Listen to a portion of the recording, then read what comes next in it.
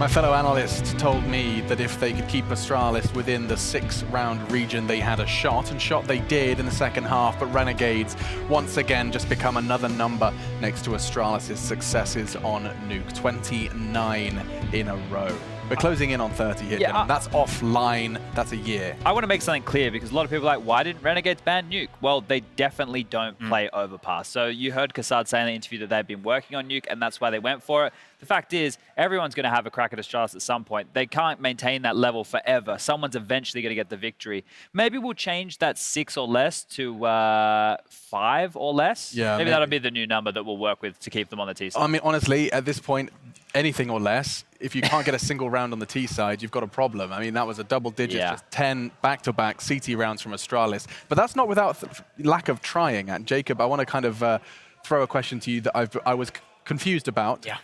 We would cut through multiple rounds, and JKS is holding radio towards ramp while Force Ts are sitting at spawn. What's going on here? Help me. That was one of those cool innovations that Renegades come out with on the T side. It's like on Mirage where you have that mid control that is constantly being fought for. You also had that going on Nuke with the door system. Now you can get out of the door and you can get down to the vents if you use this set or the right set of grenades, the right set of Molotovs and all flashes for that matter as well. Now this time around Renegades had a clear idea what they wanted JKS to do. They wanted him quick down to the vents and then into the window area. Not for him to get the kills, but simply to make sure that Astralis didn't have that passage, so to speak, to rotate through. You saw Device a few times being caught off guard as well. Just running down there, getting his way up towards the secret area, but he was just faced by a JKS ready and waiting for him. So that was a cool little innovation for him, but that said though, we saw him down there 3 or 4 times. It didn't lead to any round wins. They weren't able to capitalize of it. So the idea in itself is very cool. Yeah. They need to find out a way to actually make something out of it. It might work versus another team that's not Astralis because they didn't look rattled by it. It wasn't like, oh, he's under now, we need to go chase him and make sure he can't be a nuisance. They're like, we know where he is. He's contained and he can't do any damage. But that must be so terrifying for teams that aren't Astralis, because you suddenly not only are focusing on the execute that's likely about to be thrown into the A site with smokes and flashes, it's also there's a JKS that we don't know where he is currently. I mean, that's that unknown. Perhaps not for Astralis. That's been going on for such a long time, though. I believe Virtus Pro and Snacks in particular were one of the first guys coming down the vents all the time, constantly being an annoyance to play against. I think you even played against it at some point as well. It's super, super tough because you, as you said, you have to be aware that it can be an inside go, it can be an inside rush, but sometimes it's just a fake. They throw the smoke, they throw the flashes, and you don't know whether they're down there or not, so you have to be aware. That said, though, as Chat was saying, Astralis is one of those teams, they are super hard to rattle. Even with such an innovation coming out of Renegades right here, it wasn't able to make it work. So kudos to Astralis and kudos to Renegades for trying as well. Chad, you had some observations regarding Astralis' CT. Sean was talking a lot about this, and we'll actually put it on the telestrator, Alex. Sean was talking about the rotation when they get the lower bomb site. I want to set the scene on this clip we have right here. JKS is the ramp anchor, and what we're about to see is an explosion from Astralis through this smoke. He's going to get 1 kill, but they're going to know that when they get this kill that it is JKS, the ramp solo, so they can go straight under. Now, what Sean's talking about is how they prioritize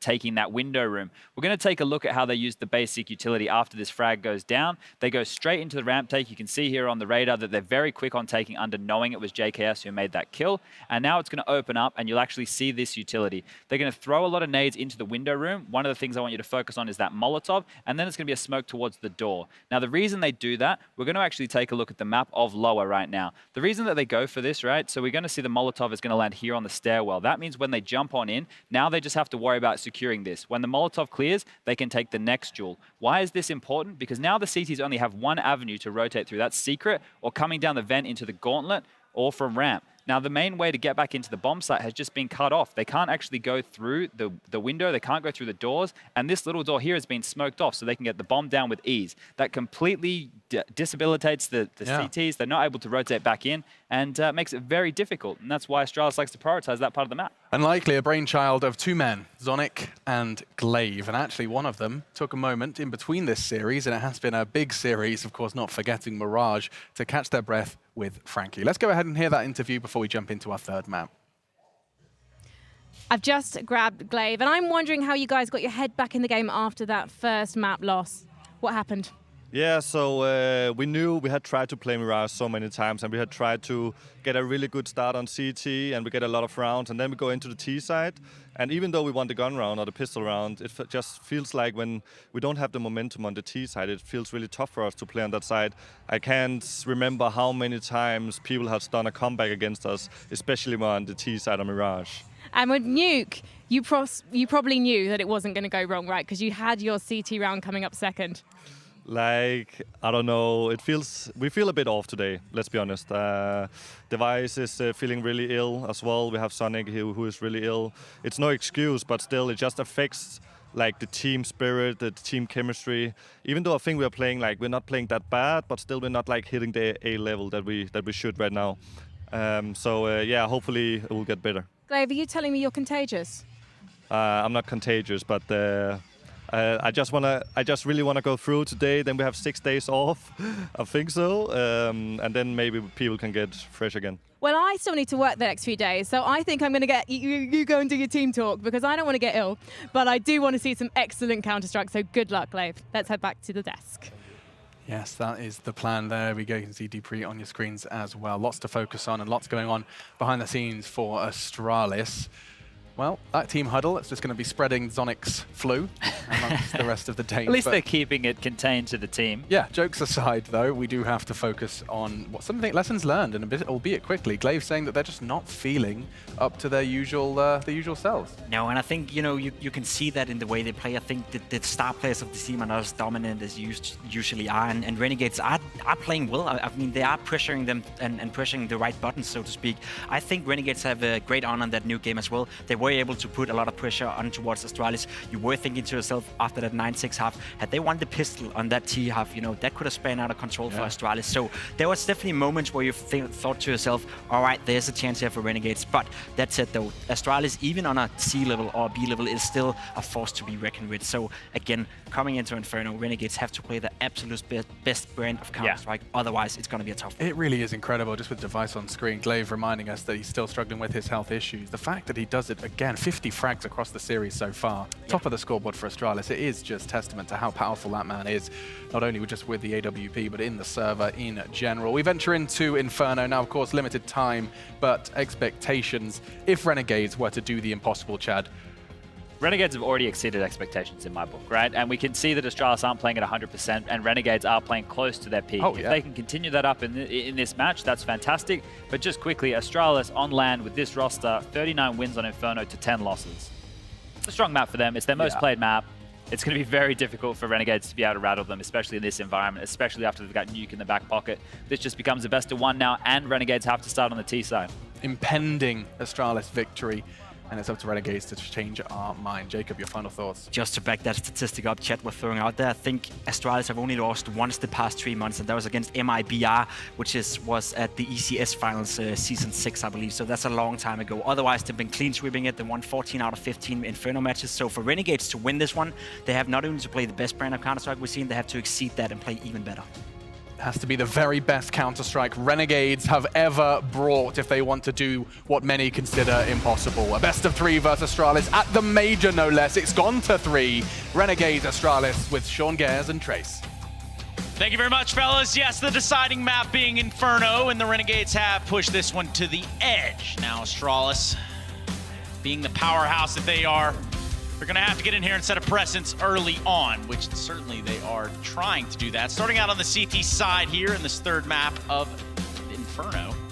Sean, we heard the desk talk about the statistics, the odds that are Astralis leading into the Inferno matchup. Now, if you were to tell me that Astralis can be beaten on this map, would you be lying? They can be beaten. Na'Vi has proved that several times, actually, but it is very difficult. And it should be very difficult. It is Astralis after all. Renegades here on the T side, just looking to get into this A bomb site. Trying to get a little bit of wrap control, but now finding that smoke to be quite impossible wall to pass through. They have elected to go through it. That's the rotator. They're making the correct call here. They're going to the B bomb site. This is a pinch for B. Zipex is going to have to deal with 5 players all by himself. A great read here for Zipex in his first point of contact. He does not net any frags, does a considerable amount of damage, and actually that grenade does rain through Supreme there onto Azar.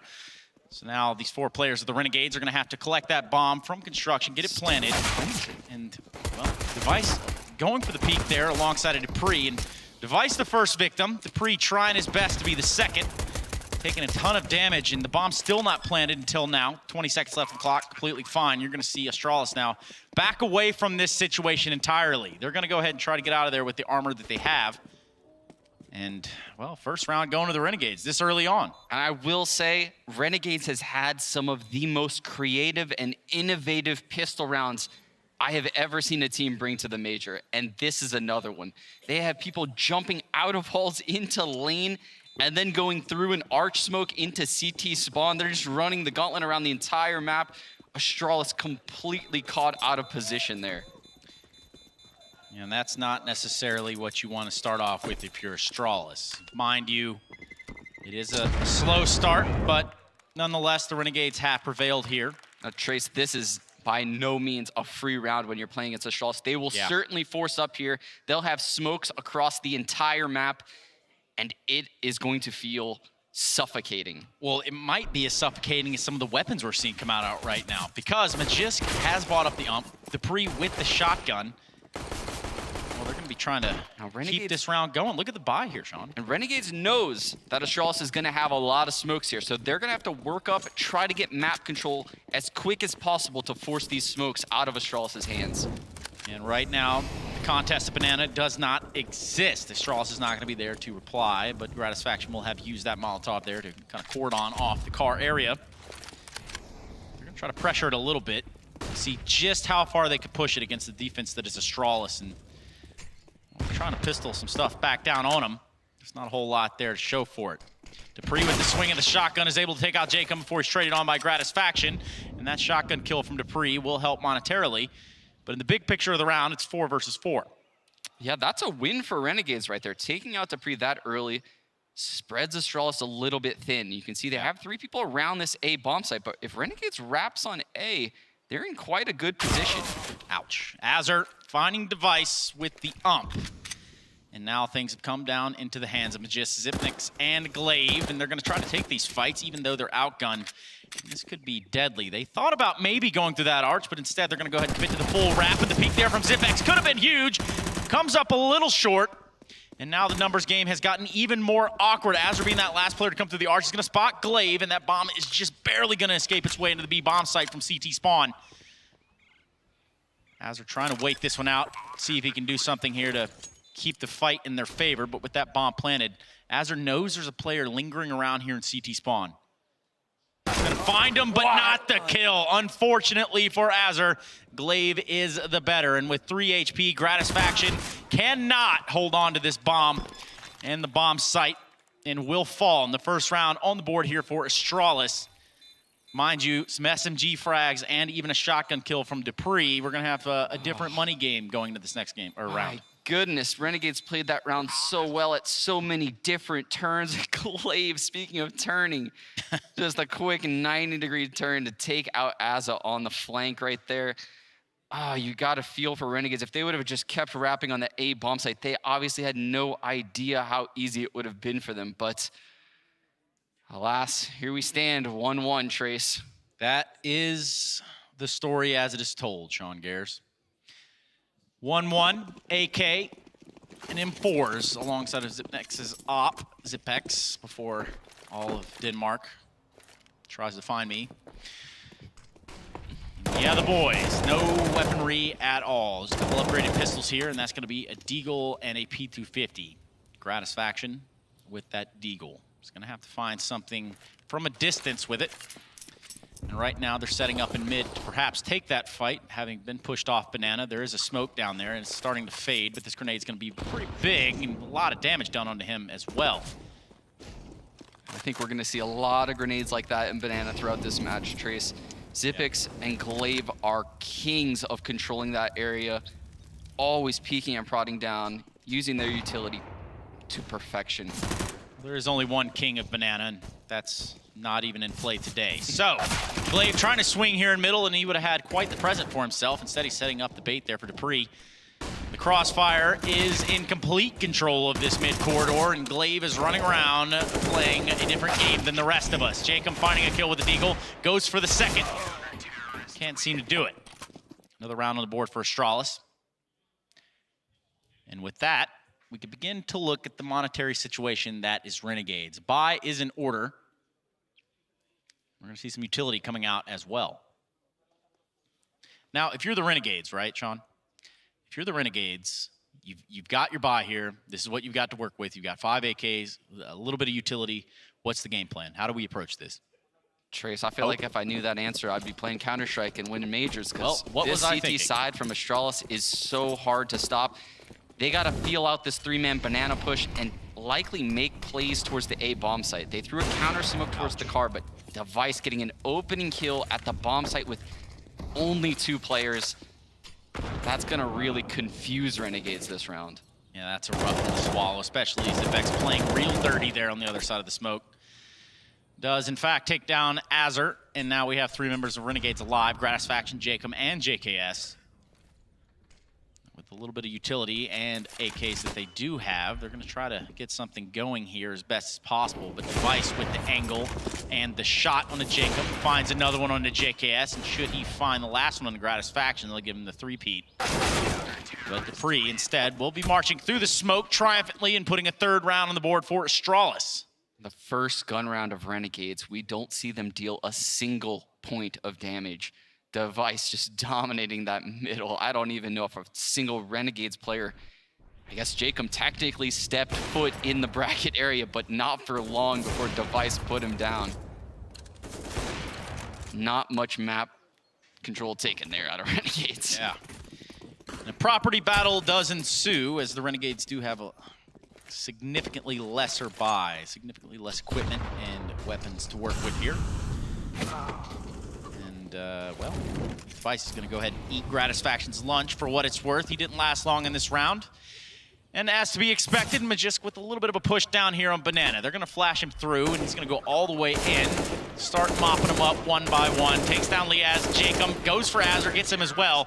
And again, Dupree is there to end out the round. And we do see a couple of shots there towards the ground. Don't think it's any sort of BM, but... No, but this is something Astralis does a lot of when you watch them play. When they feel the eco is there, they're not afraid to just disrespect you. And the reason for that is because they know that's going to slow you down to such a terrible pace on future gun rounds. And that's how they control you with utility. Yeah. You never know what you're going to get when you play Astralis. And they've basically cordoned it so that you have to sit there and wait out the smokes, which is something that Inferno is notorious for throughout every iteration of it. And they're playing it completely to their advantage. Device now set up in the halls with this AWP. And Renegades there in alternate mid. So, looks like we're going to have a mid pop. They're willing to go through this smoke. Yeah, that grenade's going to hit him just a little bit, but the mid pop is there, and oh my goodness, the timing for Dupree is just not. He does get flashed off, and he tries to throw a counter flash there towards the arch side, and actually gets caught out in the open. The trades are now coming in, and a massive shot there by Liaz, take down Magisk. And what has been a trade of affairs here over towards the A site. They have elected to stick around, and the rotation from the B players is on. Device in this pit with the AWP. He's going to have his first shot off on the player coming out of halls. Actually has now let his position be known. And it has taken quite a bit of damage on a real awkward exchange in the pit. Azur coming out on top. And now with the bomb planted, it's up to Zipex and Glaive to get back in this bomb site. He's going to pick up that Molotov. And he does have a smoke, but JKS does have the angle. Zipex with not much to work with here, nor HP. I don't see a world where he goes for this, and, well, for the rest of the Renegades, they've got to start to back out. He's going to cause a little bit of damage on his way out of the door, but that's a second one on the board for the Renegades. I love the approach coming out of Renegades right there, showing that they're not willing to just respect the smoke grenades of Astralis early in this match. Astralis no longer can cheat people around the map and feel confident about it, because now Renegades is willing to, you know, take those risks. Indeed. And for the second one on the board on the Renegades, it's going to be a struggle to keep putting them on top of that. But at least now they have some weapons to do so. Again, no money problems on the side of Astralis, and the AWP in the hands of Device. Glaive going with the double nade call down middle. Doesn't quite net the success that they wanted. A ton of utility being used here towards this B side. We already see 2 Molotovs used up. Not much damage, though. Yeah, not much damage at all by all the utility used here by Astralis. And, well, now Renegades can find themselves a little bit of map control. They can find a pacing that they can have a chance to work with rather than being bottlenecked there on the ramp. Yeah, I would say this is a huge win for Renegades, taking banana control with a Ooh, so, oh no. Dun dun. Glaive, burning Gratisfaction alive. He was doomed nonetheless. And that's going to be the pick there for Astralis. These Molotovs are now really posing a problem. Azure taking a ton of damage there, down to 35 HP, has elected to pick up the AWP. And who was being challenged by Zipex is going to go ahead and fall, but should Azure keep playing with fire, he's going to get burned here by Device. Meanwhile, on the other side of the map, appears though Glaive is going to get into the fight himself. That map control has diminished and is ultimately gone now as the Renegades try to lasso this one back into order. Walking right into what would have been a great crossfire. However, Glaive not smoked off. Take it all back. He was smoked off. Glaive dominating that arch side on the rotate, re-smoking so that way the T's can't take it. Oh my goodness. I love the approach coming out of Renegades. I have to give them credit. But Astralis' utility usage at that top banana position just too strong. Forces Gratisfaction out. Ends up burning in the flames. And for a guy with the flu, that's an excellent smile. About 9 out of 10. Nonetheless, here it does look like we have yet another problem in terms of the money department for the Renegades. They're going to go with what they can. A couple CZs, a couple Deagles, and an ump. And utility purchase here. Trying to net something out of this round. I don't think they're going to be trying to contest B too much, and they really can't with the amount of pressure that Astralis is electing to put on them over there. Now, yeah, this is yet another round where Renegades gives up banana control. Last round was one of the first rounds we saw them fight for, and they were very successful, quite honestly. Here they go back to this A hit, and I think they're, based on the guys staying bottom banana like this, they might try to split into spawn. Again, well, I mean, it had worked for them in that opening round. They're going to run right into Zipex here. Finds 1-2. Can he grab a third? They're going to try to peek him, and he does indeed. Tries to pull out that Deagle. Can't seem to do it for the fourth. JKS is eliminated not long after that. Liaz left all on his lonesome, having worked all the way up banana. And almost in vain, considering the bomb is down there towards the arch side. He knows that there's a player lingering around over here at B. And, well, not a betting man, but if I were, I would say that the odds are highly stacked against this young man here. I'm not even sure if he could run and grab the bomb and get back, Trace, so I'm going to go ahead and side with you on this one. That's right. And you can side with another round of Astralis on the board. Now bringing it 6-2. The show of force is currently on full display here. We're not at an air show, but Astralis to the stars. Look at that. And it's just, he knows it too. He almost gets the Deagle out to finish off the deal. But almost had that last kill. Almost only counts in horseshoes and hand grenades, so I've been told. But, you know, sometimes people make things up. Sometimes people fib about things. Mid-aggression here from Dupree. He's had enough, and for what it's worth, he's going to run into Renegades that have 0 armor, 0 weaponry, 0 utility. It's just a matter of time. Now, they have found a kill on a Magisk, so it's not bad, all things considered, but the money is stacked too high for it to really even come into a factor here, and they're just going to get cleaned up on their own ramp. Now, this is a strange situation. They've already pushed down Banana, and I think they now know that Jacob is just hanging around on the ramp. 7 on the board for the Astralis side, and things are starting to appear back in order with the simulation. And this is exactly what I was referring to earlier, where if Astralis knows that you're ecoing, they're willing to make those risky plays. They're willing to push down mid, push down Banana aggressively, take fights in T-spawn, take fights in ult mid, in the apps. They're willing to lose that one person for the sake of the plot of them bogging you down the next round. Yeah, and it's basically an uphill battle no matter what here for the Renegades. You just look at the economy over on Astralis, it's pretty disgusting to try to mount something against that when you're barely scraping together buys every round, when you're barely getting anything even remotely close to be considered map control. They've got stacks on deck for days, Trace. Stacks on deck, but it would appear as though the war drums getting banged away over there by Astralis, much of Travis Barker beating them out. And now they have elected to go with a buy. So that little bit of utility is going to have to do something here. It's going to have to slow down this Astralis snowball. Started the round out with 3 CT players over there towards the B site, but they're going to go ahead and flex that one player back. It's going to be Glaive on the rotation. Just going to leave Dupree and Magisk as the points of contact over here. Dupree about to get nasty with it, and by that I mean he's going to be eradicated. The spam from Glaive, though, will prove to be disastrous as they walk right into a grenade from Magisk. This is all falling apart at the seams, and Azur can't seem to put it all back together. He's tried to do something, and whether JKS gets that frag or not on Zypex, there is nothing that can be put together there at the end of that round, Sean. It's so incredible because when you watch other teams play, they might do a play exactly like what Dupree just did, right? Going into Boiler, seeing 3 people and dying. But the teamwork layers after that where, Glaive is just spraying through the smoke. Magisk instantly nades and gets 2 more. It's just, there's so many layers to what they do that it almost feels like once you get a frag, you never feel comfortable progressing onto the site afterwards. It's just not going well for the boys from down under. Being beaten back all the way down to T-ramp, and at this juncture, well, the pistols they have might as well be slingshots versus catapults here. You like that one, Sean? I love that. Cool, Put man. that in my back pocket.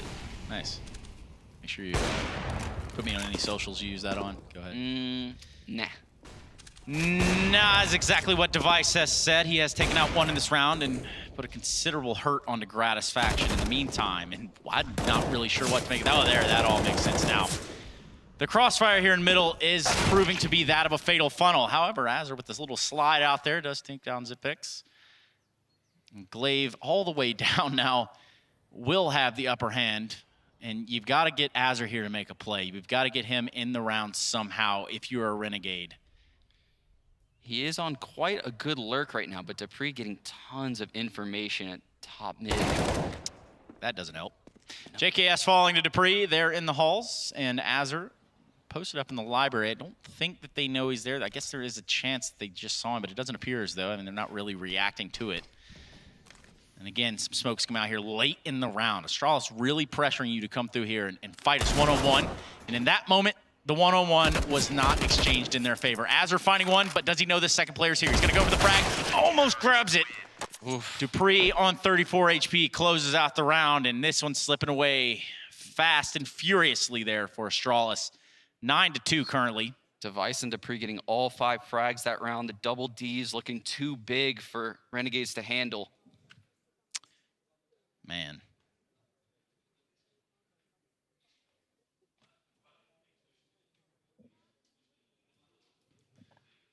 Well,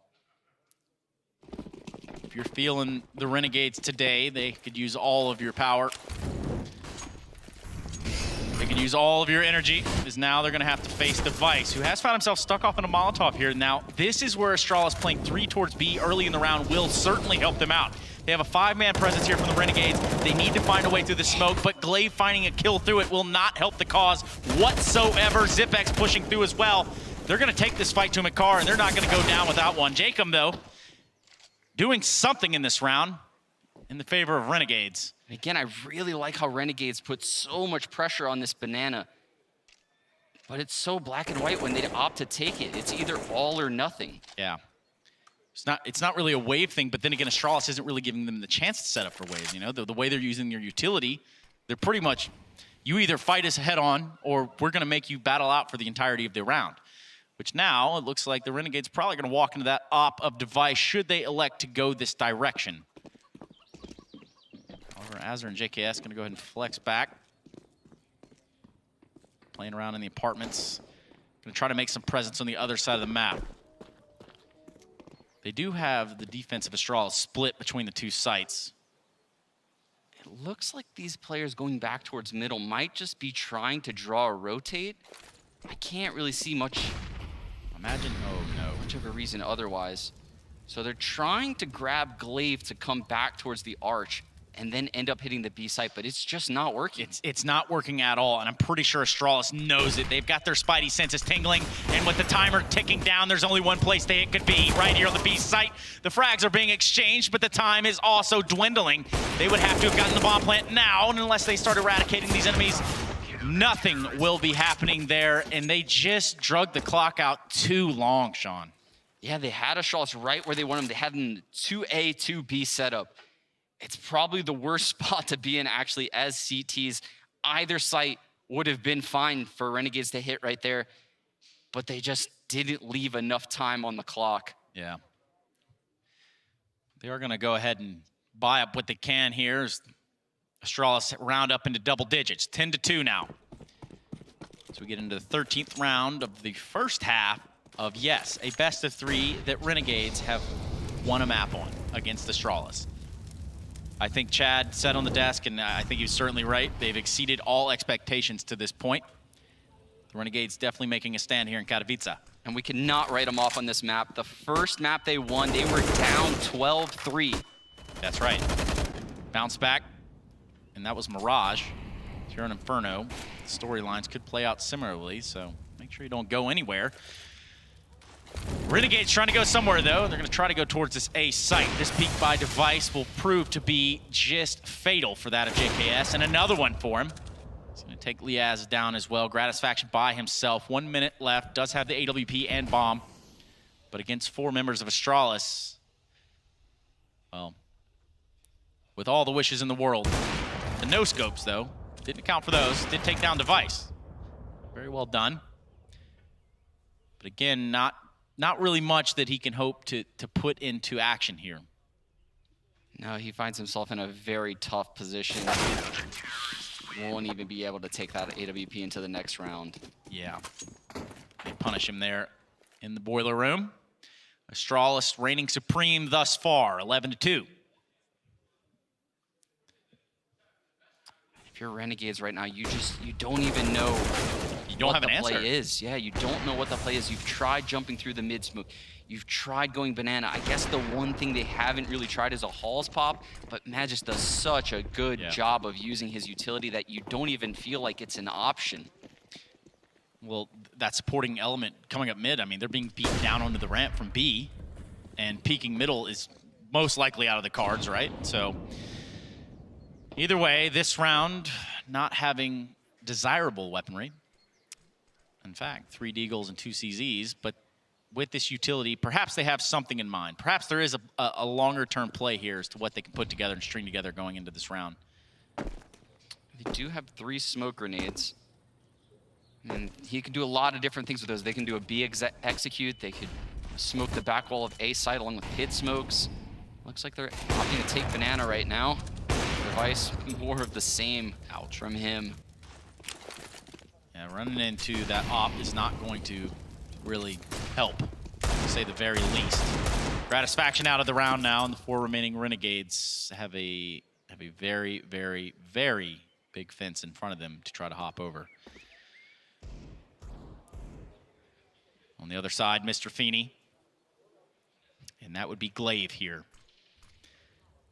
They don't know. They're probably going to check this, but JKS, it's not really going to pan out. I hate to say it. The spray down is there. Glaive finding 2.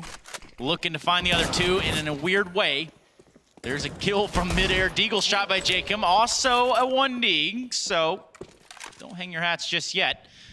They're poised running this up. And a very, very fast flick there from Device, ending the hopes and dreams of the Renegades. 12-2. And that is a tough pickle. It is. Jacob had some incredible shots to put Renegades into that round. And you felt for a second there was a chance. And then this flicky boy shows up. He's got this guy. He's got this AWP. These flick things. Also, his teammates really good. So what is your answer, Renegades? That is what you have to be searching for. Start in the soul. As the search for an answer to Astralis' CT side has remained unanswered thus far. 12-2 going into this last round. It's going to be a all-in purchase for the Renegades. Not a single member over 7 frags, and ADR also below 60 for just about everybody. So not really putting the damage down range either at this point. And you hate to be bleak, you hate to be, you know, dismal about it, but it's kind of a bitter pill to swallow right here. They are getting pushed around on their T side by Astralis. They have been a CT team throughout this entire event, though, so I don't want to write them off yet. I know the score seems lopsided, but we've seen Renegades make these comebacks already. We do know what they're capable of, and they have already taken a map from Astralis. Very tall feet nonetheless. Now they want to take this fight here in Banana again. They feel like they might have a better shot with some weaponry and utility, but they're going to elect to give it up, fall back. It looks like they're going to have an A hit this time. Now, Sean, you did say that we hadn't seen this up to this point. We hadn't seen any sort of hall pop or any sort of aggression at that capacity over to the A side. Perhaps this is the round they can get something going.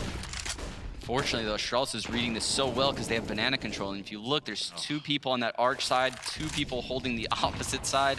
Device getting so aggressive, and he's going to get this. The bomb's down top mid. All of the info is in Astralis' hands. Just trying to hold it together, and they can't seem to do that. Azar, 1 kill might have made him feel better, but in fact, at the end of the half, it's 13-2 for Astralis. We look into the second half of Inferno here. We're gonna go to a quick break. Make sure that you're with us when we come back, because the boys might just run it all the way there. We'll be right back.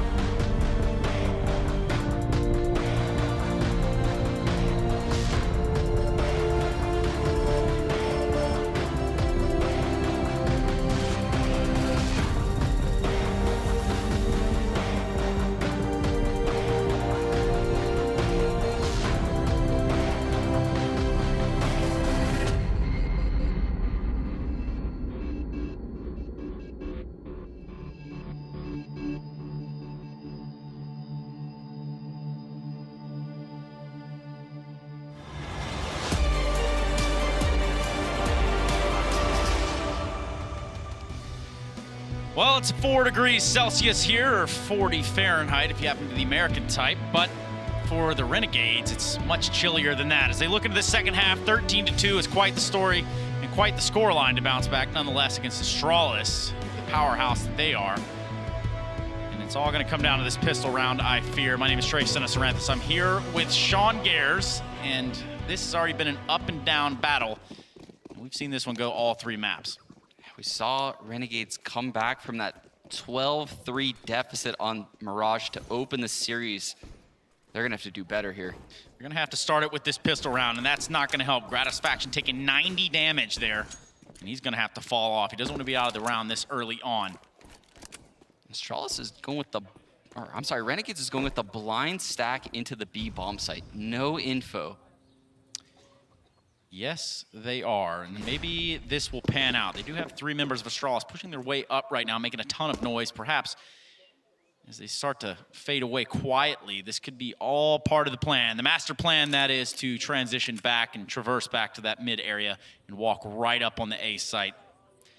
And that is indeed on the cards. Now these 3 members over at the Renegades are gonna have to figure this one out sooner rather than later. They did hear all the noise, but We have 2 smokes on Astralis right now. One is definitely going to be going to the back of the site if they hit this A bomb site. Yep. It looks like Glaive is potentially going to use his elsewhere. I'm thinking maybe, just maybe, we see the flash from Glaive. No, he's going to smoke. There's the back site smoke right there, and a flash is coming out, and a smoke on Balk, so that way they can actually get out. Now, mind you, they have that Molotov, so they're going to be able to clear out the pit here, and that's big. Liaz looking to hold it together, can't do that. Majisk and Zipnik has come up on top, and it's now down to the 3 members of the Renegades, and Azur, Jacob, and JKS to retake this bomb site, but it doesn't appear as though they're going to go for it at all. Having situated and posted up in that B bomb site the entirety of the round, they're going to concede it, and that's going to be 14 on the board for Astralis. Not the start you were hoping for if you're a Renegades fan. Yeah, what a brutal pistol round coming out of Astralis right there. 2 players in the A bomb site, one of which you did 90 damage to, and you're in the pit unimpeded. There's no way that Renegades was going to win that round based on the call out of Astralis. Yeah, and I mean, the form that Astralis has right now, should they have even put 3 over there today, it's hard to say that it would have gone much differently. And they didn't even have to really show too much face there. Again, round going to Astralis, 14.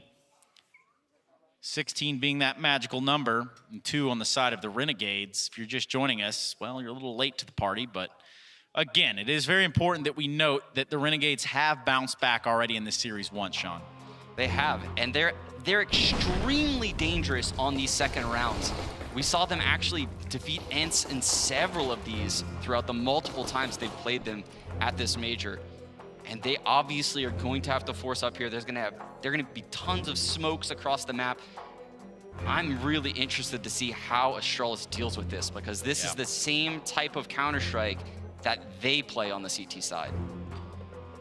Which is reasonable too, right? I mean, you think about how top dog Astralis has been this entire time for as long back as Marseille. I mean, they've been studied by everyone, and I mean everyone. Yeah, and they still managed to innovate and come up with new ways to dominate all of the top teams. Which is scary indeed, as we do get deeper into the legend stage here, the Intel Extreme Masters Katowice Major. This is a 2-0 match, and a very, very important one at that. This will put Astralis or the Renegades, should they come back, up to 3-0. That is the big magic number for the Swiss system, but as it stands, Jacob with that aggression there, down Banana, is not going to prove to bring anything forward for the Renegades. In fact, if anything, may have set this up in a way that they don't know that there's 2 players here. These smokes maybe going to hold off Astralis just a little bit. They don't necessarily need to go through it with the quickness. And they don't seem to want to either. They don't. They have these 2 HE grenades, and they dump them both to the coffin position. No one from Renegades is there, but that is their last smoke at Banana. You can see Azza's just holding it all by himself. Astralis spreading out now, going back towards the A bomb site.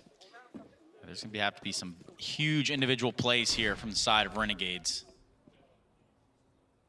The other domination of Astralis is at hand, and they seemingly have not found an answer just yet. 40 seconds on the clock. Could be Azur that finds that first contact. He does catch a device out in the open. Puts him down a considerable amount of damage, but ultimately does not win the skirmish. Gratisfaction getting one on the other side of the map. And now what is a fight for the boiler room control has gone in the way of Astralis. He started working their way up there towards that porch, taking the A site, having a casualty in Dupree in the meantime. And that bomb will be planted there in a pretty safe location by Magisk.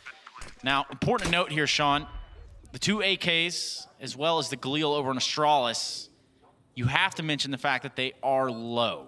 So there is a chance, but it would really take something here. And Device is going to find himself in a really, really advantageous position. The real thorn in the side, and the timing just works out impeccably. You couldn't even script it if you tried. Device finding the 2 there under the porch. And that is not a good look from the Renegades. That is such a veteran play coming out of Device. Playing the sound, waiting for his teammates to make contact, and then he gets on that flank, gets 2 frags with 21 HP to shut Renegades out of the round. Heartbreaking way to lose that round if you're Renegades. And you do hate to see it. You do hate to see that the Renegades are unable to field an answer in this situation. And going up 15-2 now, Astralis on the cusp of taking this entire series and moving forward to 3-0 in the Legend stage. Has not been a pretty one here for the Renegades on Inferno. In fact, much of that momentum has dwindled and fallen off at this point. So they've got to buy up what they can into this round, Sean, and I guess pray to whoever they can.